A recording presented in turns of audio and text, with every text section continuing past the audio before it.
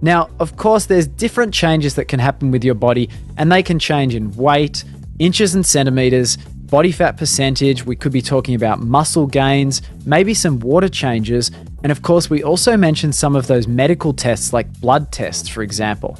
So we're going to take a look at each one of these, and we're going to talk about some of the results that you might experience and maybe what they mean, so that you've really got an understanding and a good interpretation of what those results could mean for your future progress.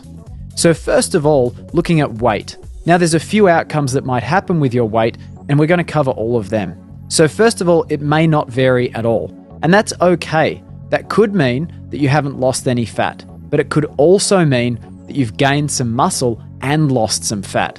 And it could also mean that you've lost some fat and you've gained some water as well.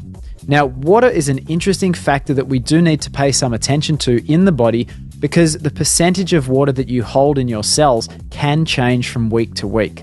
So at the end of the day, there can be changes in muscle, fat, and water too.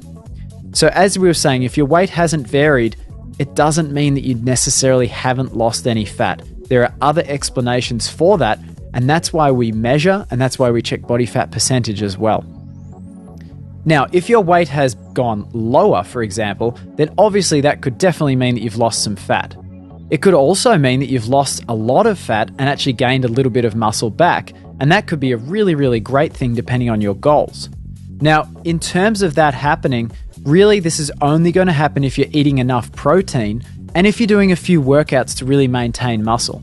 Although this lifestyle is geared around you losing fat and not losing muscle, if you're not doing any workouts at all, there's a pretty good chance you'll lose a little bit of muscle, but mostly you'll lose some fat. So for fat loss to have happened with some muscle gain, generally speaking, it means you've been eating quite a bit of protein, and on average, probably around 150 grams per day, and that you've probably also been doing some workouts, because that kind of gives your body the idea that you should maintain that muscle, or that you should even grow a little bit more. Now, if your weight has gone higher, obviously that's an outcome that not many of us really want to see on the scales. But it's important to understand there are a lot of different explanations for this, so I'm going to go through each one just so you've got a totally clear picture of what might have happened. So first of all, you may well have lost some fat, but you might have retained or gained some water. Now, this could happen for a number of reasons. If you're making some dietary changes, for example, your water retention can change in a big way. But even if you haven't made dietary changes, water has this way of adjusting itself over a period of weeks, and so it's not always the case that you can totally control this process. So keep in mind that you might have lost some fat, but you might have retained some water. Now, the next possibility is that you might have gained some muscle and not lost any fat.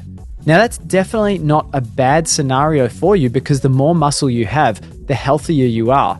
Muscle burns a few more calories for every pound you've got on you, but it also supports you having a very, very healthy body in general. And remember that if you're working your muscles, that means there's more energy going into your muscles and less going into your fat. So if you decide that you've probably gained some muscle, and you can tell perhaps by how strong you are at the gym or how strong you are doing some everyday tasks, you might not have lost any fat, but your weight actually might have gone up a little bit on the scales. But this isn't the end of the world, because the more muscle you have, it'll actually be easier to lose fat after that. Another possibility is that you might have lost some fat, but actually gained more muscle than that fat weighed. Now, this is totally plausible, because fat actually takes up a lot more space on your body than muscle does.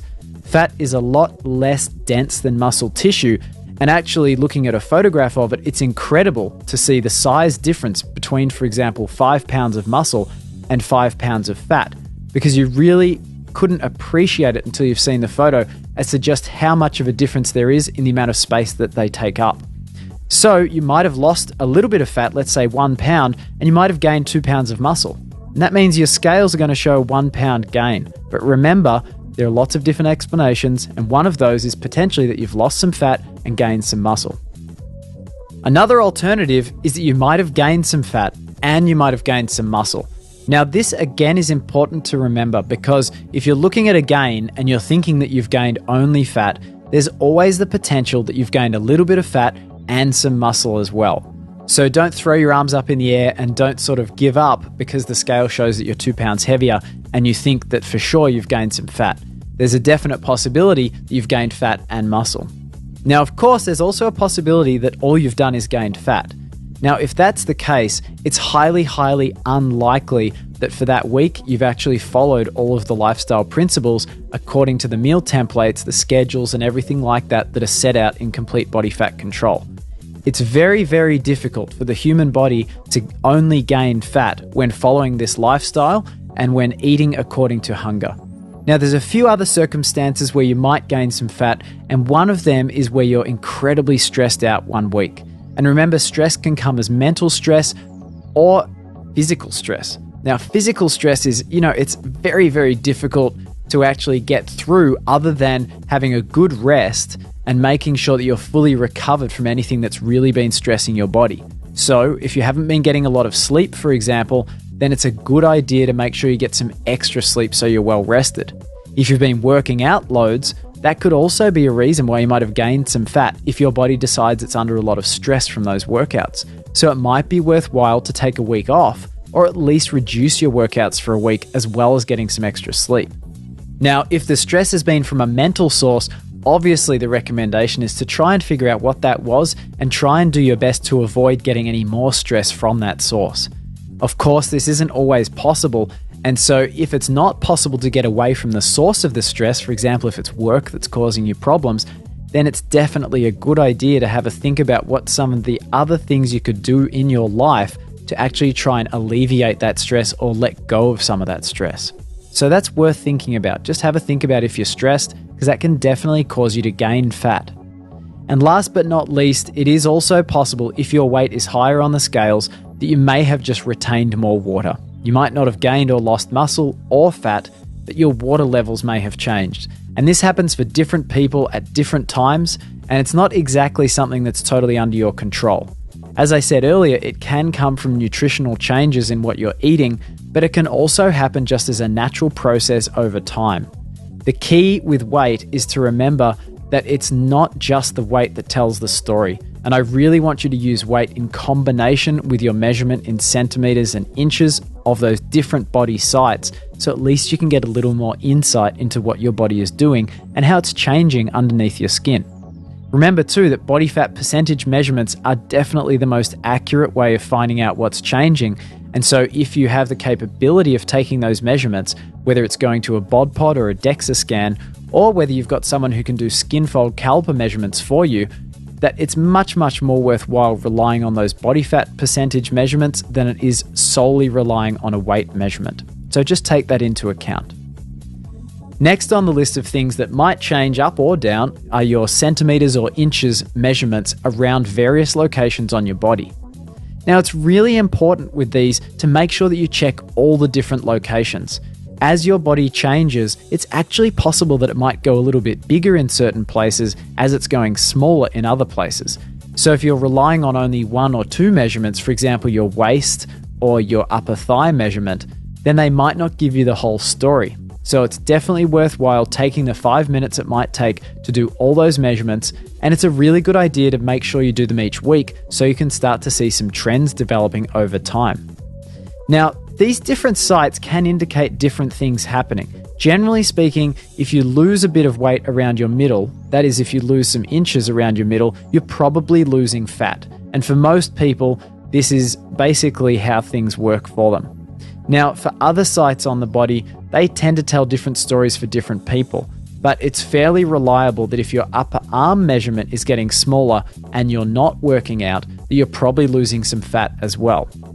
If you are working out, it's quite possible that your upper arm measurement might actually go up, or it might stay the same even if you've lost some fat. So I want you to take that into consideration. Likewise with the upper thigh measurement, if you've started an exercise program that includes doing some weights for your legs, then it's very, very possible that your leg muscles will actually develop and your legs could actually end up with a higher measurement even if you are losing some fat.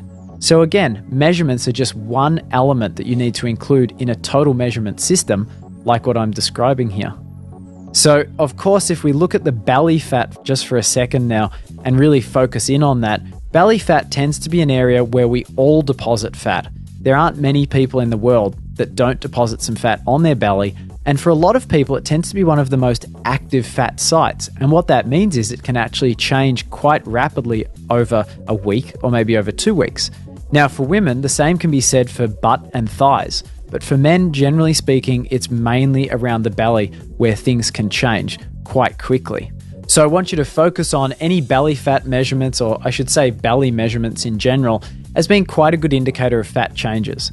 Now, like I said, other sites really can tell you that you've lost some fat, but also maybe gained some muscle. So I want you to consider the kinds of activities that you're doing during the week relative to those measurements that you're getting. And I think you'll be in a really good position to make smart, intelligent decisions about what those numbers mean for your body that week.